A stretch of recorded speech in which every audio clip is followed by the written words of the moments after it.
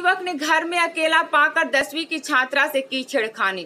जिला अधिकारी ने आईएमए बिल्डिंग स्थित टीकाकरण केंद्र का किया उद्घाटन। ट्रैफिक को स्मूथ बनाने के लिए चलाया गया अतिक्रमण हटाओ अभियान। क्षेत्र की समस्याओं का निपटारा नहीं किए जाने से नाराज पार्षद ने किया प्रदर्शन। बढ़ती महंगाई के विरोध में कांग्रेस ने निकाला साइकिल मार्च। पैसे से जुड़े विवाद में ढाबा चलाने वाले 2 कारोबारी भाइयों की गोली मारकर हत्या। जनसंख्या नियंत्रण के लिए बिहार विधान परिषद में प्राइवेट बिल लाएंगे एमएलसी डॉक्टर संजय पासवान। बाराहाट के ईशीपुर थाना क्षेत्र में स्थित श्यामपुर गांव से पड़ोस के युवक द्वारा नाबालिग लड़की के साथ उसके घर में जबरन घुसकर छेड़खानी करने का मामला सामने आया है। लड़की 10वीं की छात्रा बताई जा रही है। आरोपी युवक का नाम इब्राहिम है। लड़की के परिवार वाले एक छोटी फार्चून की दुकान चलाते हैं।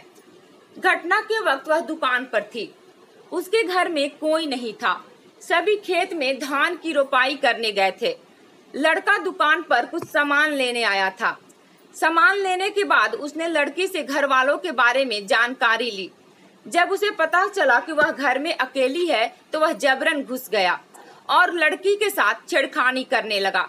लड़की के शोर पर पड़ोस में रहने वाली उसकी चाची जब वहां पहुंची तो वह भाग गया। घटना की सूचना मिलते ही ईशीपुर थाना अध्यक्ष अनिल कुमार पुलिस बल के साथ मौके पर पहुंचे और मामले की जानकारी ली।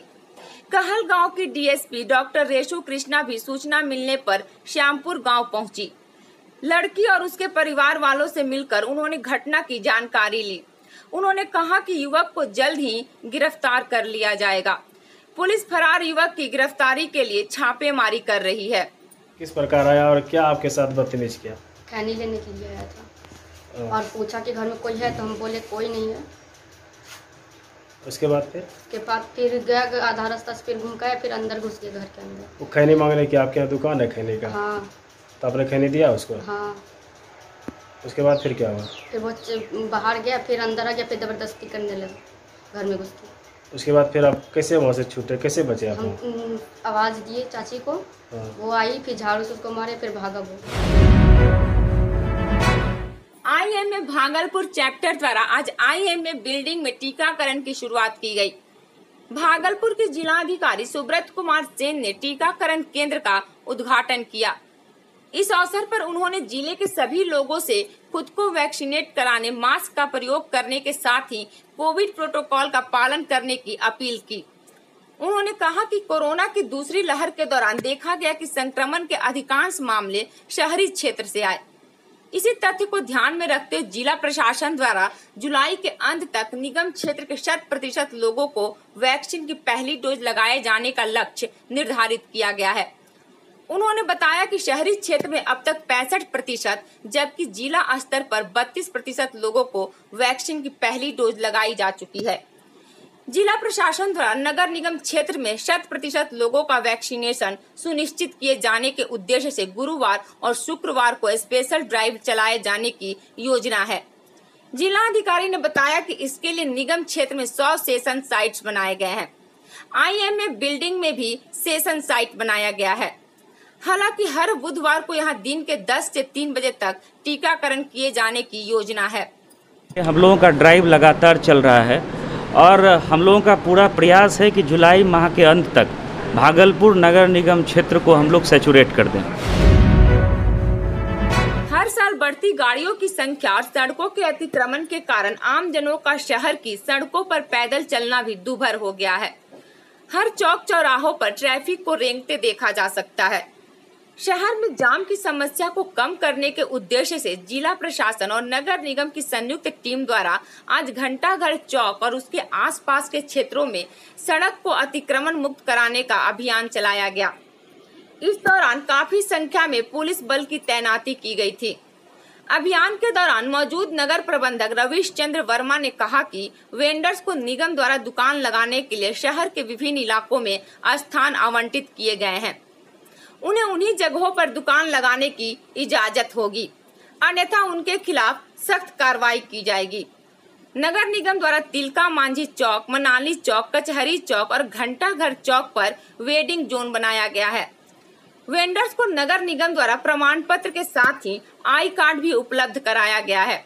ताकि उन्हें किसी परेशानी का सामना नहीं करना पड़े। जिलाधिकारी महोदय के द्वारा आदेश के आलोक में अनुमंडल पदाधिकारी महोदय का आदेश आया है, उसी आलोक में जो आए दिन शहर में जो यातायात बाधित होती है, जो सड़क के किनारे अवैध रूप से जो लगा रहे हैं, जिनके कारण यातायात बाधित होती है, उन्हीं को हटाने की कार्रवाई की जा रही है। अतिक्रमण अभियान छेड़ा गया है जो आज से प्रारंभ हुआ है। नगर निगम प्रशासन समस्याओं का निपटारा नहीं किए जाने का आरोप लगाते हुए वार्ड नंबर 43 की पार्षद ने क्षेत्र की जनता के साथ निगम कार्यालय की गेट पर धरना प्रदर्शन किया। इस दौरान नगर निगम कार्यालय में निगम प्रशासन के खिलाफ जमकर नारेबाजी की गई। दरअसल भागलपुर नगर निगम के वार्ड 43 से जुड़ी मूलभूत सुविधाओं, वाटर सप्लाई, नाले अथवा सड़क के निर्माण के साथ ही साफ सफाई से जुड़ी समस्याओं के बारे में वार्ड पार्षद अरशदी बेगम द्वारा कई बार निगम प्रशासन को लिखित अथवा मौखिक रूप से जानकारी दी गई। इसके बावजूद नगर निगम प्रशासन द्वारा इन समस्याओं के निपटारे को लेकर कोई कदम नहीं उठाया गया। नगर निगम प्रशासन के इस रवैये से परेशान वार्ड पार्षद अरशदी बेगम क्षेत्र के लोगों के साथ नगर निगम कार्यालय की गेट पर धरने पर बैठ गईं। उनके द्वारा किए जा रहे विरोध प्रदर्शन के दौरान वार्ड नंबर 21 के पार्षद संजय सिन्हा और वार्ड नंबर 23 के पार्षद प्रतिनिधि मोहम्मद सोनू भी मौजूद थे। बताते चले कि अगले कुछ महीनों में नगर निगम के चुनाव होने वाले हैं। यही वजह है कि निगम में अब चुनावी राजनीति का दौर गर्माता जा रहा है। साफ सफाई के मुद्दे पे है, पानी नहीं है, पूरा वार्ड एकदम गंदगी से भरा हुआ। ना मेरे वार्ड में ठेला है, ना लेबर है, कुछ भी नहीं है। पानी का तो इतना दिक्कत होता है। एक स्टेट बोरिंग दिया था, वो भी खराब पड़ा हुआ।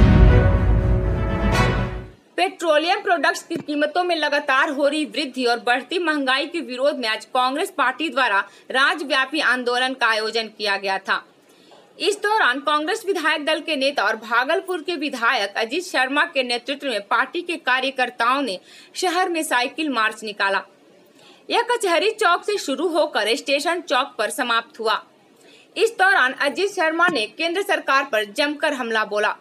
उन्होंने कहा कि केंद्र सरकार पूंजीपतियों को फायदा पहुंचाने के उद्देश्य से काम कर रही है। अंतर्राष्ट्रीय बाजार में क्रूड ऑयल की कीमत काफी कम होने के बावजूद भी पूंजीपतियों को लाभ पहुंचाने के उद्देश्य से सरकार लगातार पेट्रोलियम पदार्थों के मूल्यों में वृद्धि कर रही है। अजीत शर्मा ने कहा कि केंद्र सरकार यदि पेट्रोलियम प्रोडक्ट्स की कीमतों में कमी लाने के साथ ही महंगाई पर रोक नहीं लगाती है तो कांग्रेस सरकार द्वारा पूरे देश में चरणबद्ध आंदोलन किया जाएगा। प्रदर्शन जता रही है, ये आपको सच्चाई दिखाने का काम कर रहे हैं। जिस तरह से पेट्रोल और डीजल का कीमत में बेतहाशा वृद्धि हुई है, आप देख लीजिए। जब कांग्रेस की सरकार थी उस समय इंटरनेशनल मार्केट में क्रूड ऑयल की कीमत $110 प्रति बैरल से भी अधिक था, फिर भी पेट्रोल और डीजल 55 से 60 रुपए के। जिले के मधुसूदनपुर थाना क्षेत्र के किशनपुर न्यू बाईपास पर स्थित महाकाल ढाबा चलाने वाले दो कारोबारी भाइयों की उनके गांव के ही लोगों द्वारा गोली मारकर हत्या कर दी गई है। मृतक भाइयों की पहचान गोविंद यादव और राजकुमार यादव के रूप में हुई है। वे किशनपुर गांव के रहने वाले हैं। घटना की वजह सरकारी जमीन पर खुले ढाबा से संबंधित विवाद बताई जा रही है। वारदात के समय मृतक का छोटा भाई गुलशन मौके पर ही मौजूद था। उसने पुलिस को दिए बयान में बताया कि किशनपुर निवासी विक्रम यादव, विक्की, सुमन, बम, अरविंद, किशन देव सहित 10 लोगों ने शराब के नशे में उसके दोनों भाइयों की हत्या कर दी। गुलशन ने पुलिस को बताया कि महाकाल ढाबा उसके चाचा का है, जिन्होंने उसके दोनों भाइयों को चलाने के लिए दिया था। घर में शादी होने की वजह से उसके भाइयों ने गांव के ही विक्रम यादव को 15 दिनों के लिए ढाबा चलाने के लिए दिया था। शादी से निपटने के बाद जब दोनों भाइयों ने विक्रम से अपना ढाबा मांगा तो विक्रम ने इसके एवज में उनसे 90,000 रुपए की मांग की। जब दोनों भाइयों ने पैसा देने से इनकार किया तो विक्रम ने अपने सहयोगियों के साथ मिलकर पहले ढाबे के पास शराब की पार्टी की और उनके साथ मिलकर बाद में दोनों भाइयों की गोली मारकर हत्या कर दी। उनकी गिरफ्तारी के लिए पुलिस छापेमारी कर रही है।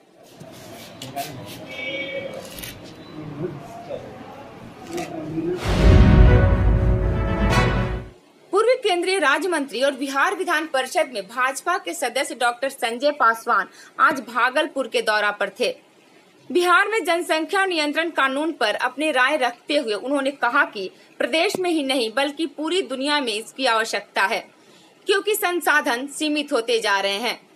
हाल ही में प्रदेश के मुखिया नीतीश कुमार ने जनसंख्या नियंत्रण के लिए बिहार में कानून की आवश्यकता को गैर जरूरी बताया था।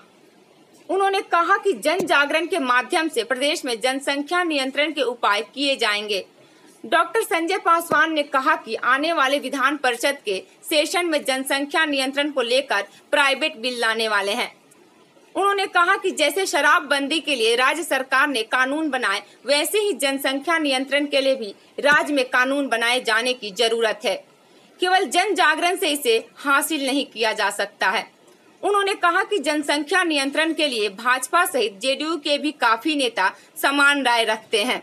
होम डिलीवरी हो रही है, इसके लिए क्या सरकार कुछ पहल कर सकती है? नहीं, नीतीश बाबू ने कहा ना कि भाई जन जागृति के माध्यम से जनसंख्या नियंत्रण पाएंगे हम सब लोग। तो हमने केवल उनसे ये कहा कि जन जागृति के माध्यम से हम लोग शराबबंदी भी कर सकते थे हम लोग, लेकिन हम लोगों ने जन जागृति भी चलाया और एक्ट भी, कानून भी बनाया हम लोगों ने।